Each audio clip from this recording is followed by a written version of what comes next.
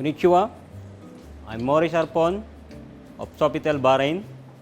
Today I'm going to teach you how to make Dynamite Shrimp. It's a type of tempura shrimp, but this one is more popular because of crispiness and spiciness of the dish. It's pretty simple, but have some ingredients, secret to make more crispy the dish.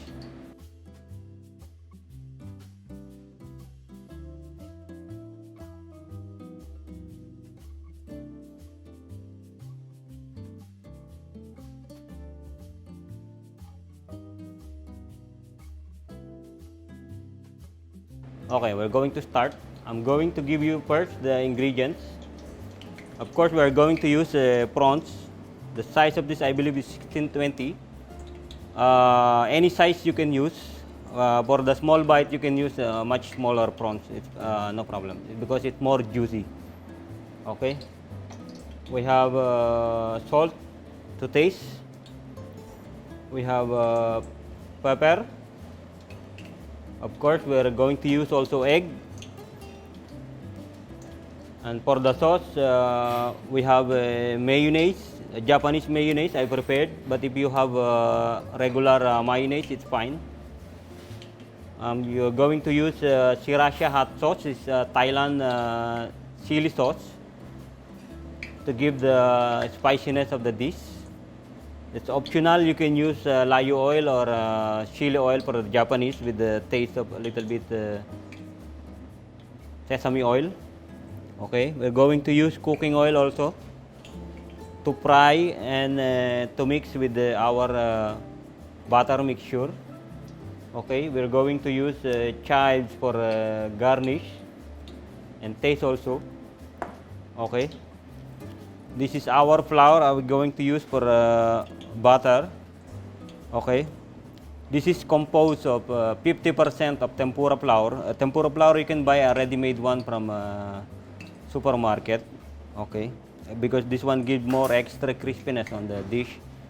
So composed of this is 50% of tempura flour, 10% of corn flour, 20% of rice flour.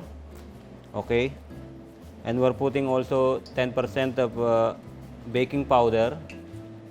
Okay, and we're putting salt, pepper to taste, and we're putting egg, but only the white one we're going to use. And of course, the most important one, we should have ice cold water. You can use tonic water if you want. It gives more crispiness, but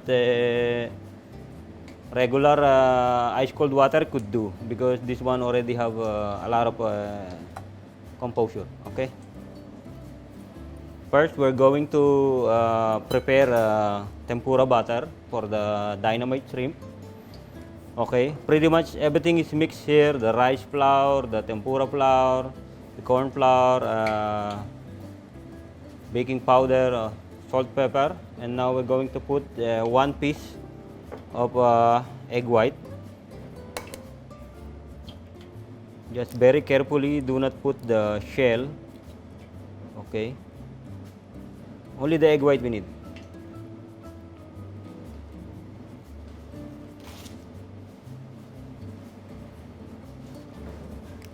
Okay, I'm going to put a little bit of cooking oil.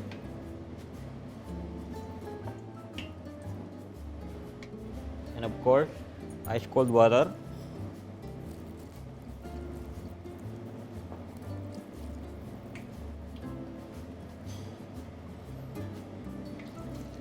The consistency we are looking for is a little bit thicky,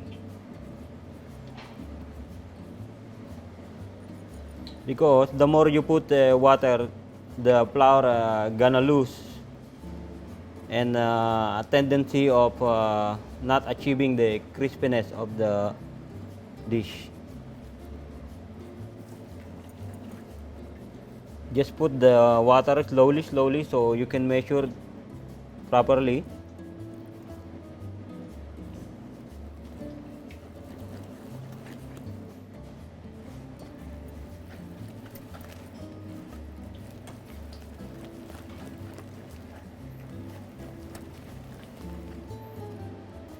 It's still not enough. You can put a little bit more, but slowly, slowly. So you can see the adjustment.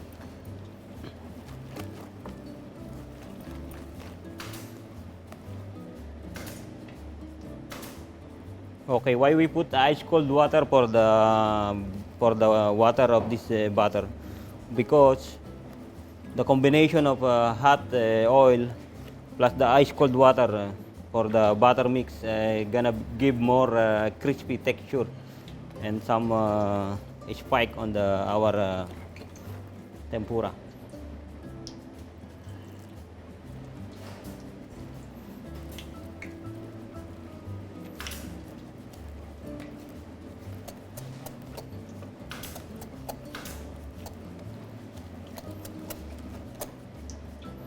Little bit more.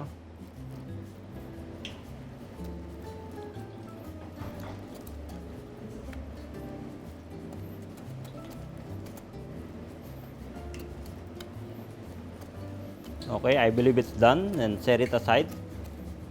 Now we're going to prepare the prawns.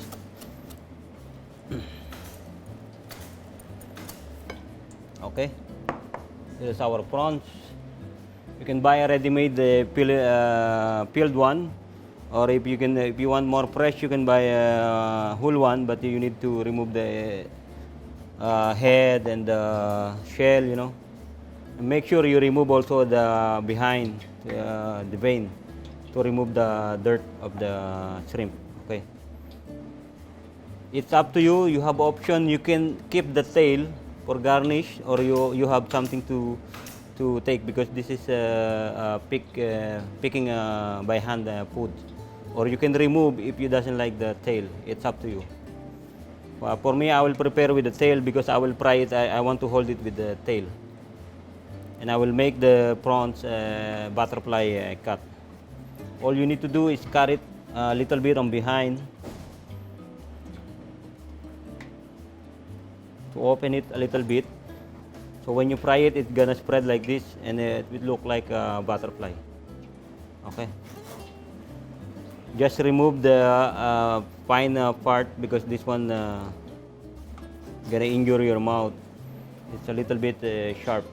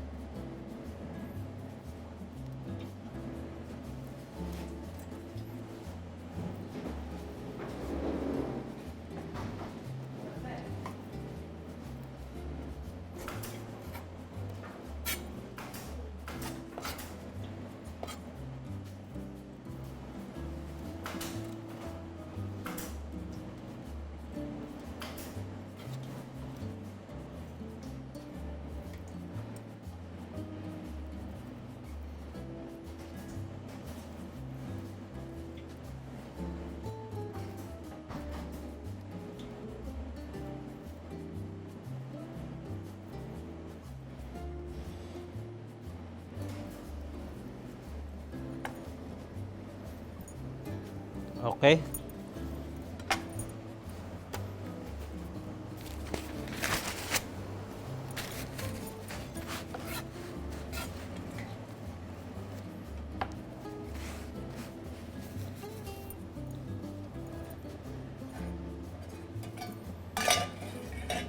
Now what we are going to do, we're gonna preheat the oil for around 170 to 180 degrees Celsius.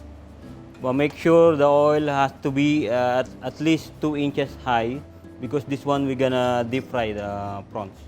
Okay, while we are waiting for the oil to get hot, we can prepare the sauces. It's pretty basic and very simple. What we are going to use, as I've told you from the beginning, Japanese mayonnaise. I prepare this mayonnaise because this one is already have a very rich flavor and taste. Okay, then I'm going to put the sriracha hot sauce. The hotness will be your option.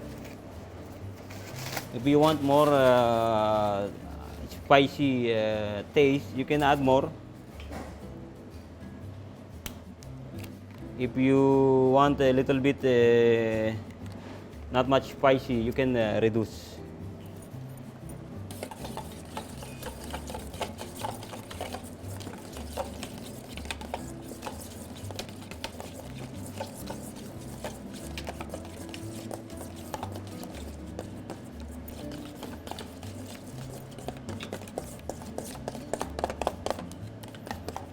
Okay, I believe it's ready.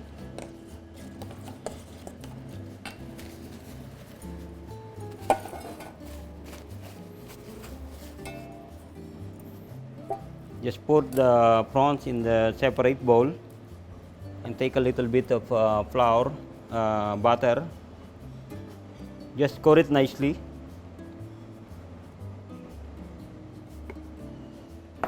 Then we're gonna deep fry this on the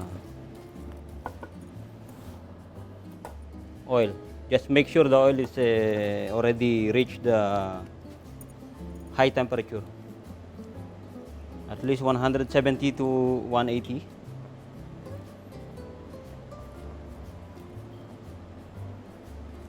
Okay.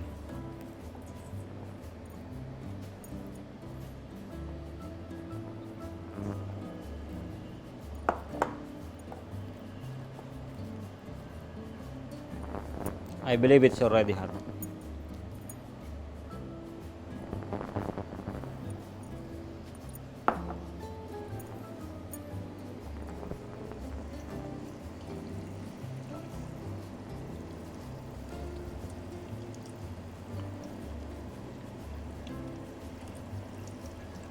You have to put it one by one so it will not stick on each other. Just to make sure you can pick it one by one, so you can put it nicely on your plate. Right. See, the purpose of tail, I can hold the prawns before I drop it last minute, so it will not stick on the pan and not sticking on each other.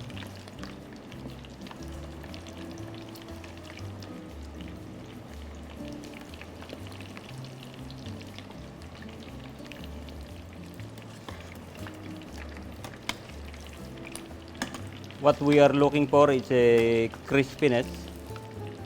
The little bit brown color, it's fine because we are putting a white egg for this, so it's normal color, it's coming like this. Same how you bake the bread when you are brushing the white egg on the top of the bread, it's getting nice brown color.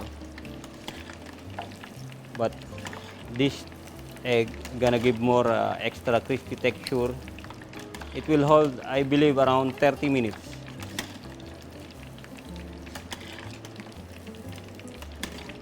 So after we cook it, we're gonna put it on our sauces, and we're gonna put straight away on the plating. Just put a little bit garnish, and I believe we are done.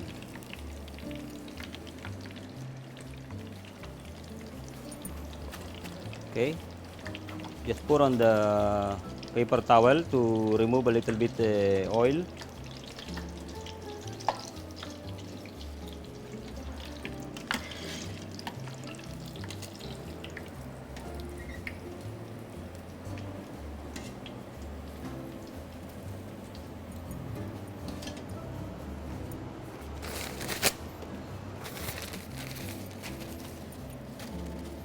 As you can see, the texture of this is really crispy, but what inside is juicy.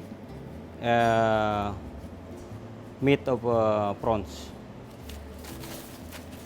Okay, we're going to mix with the sauce.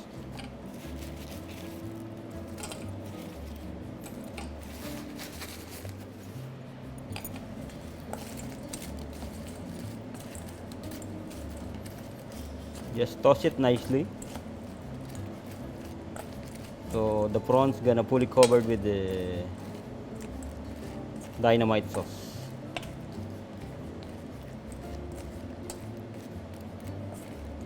Okay, I believe it's done. Then we will put straight away on the plate.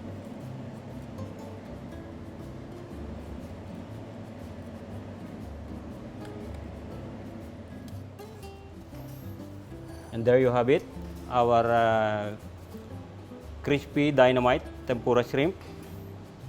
Thank you for watching. Again, my name is Morris, Sofitel Bahrain. Catch me and Simply Delicious, Bahrain International TV. Domo arigato gozaimasu. Sayonara.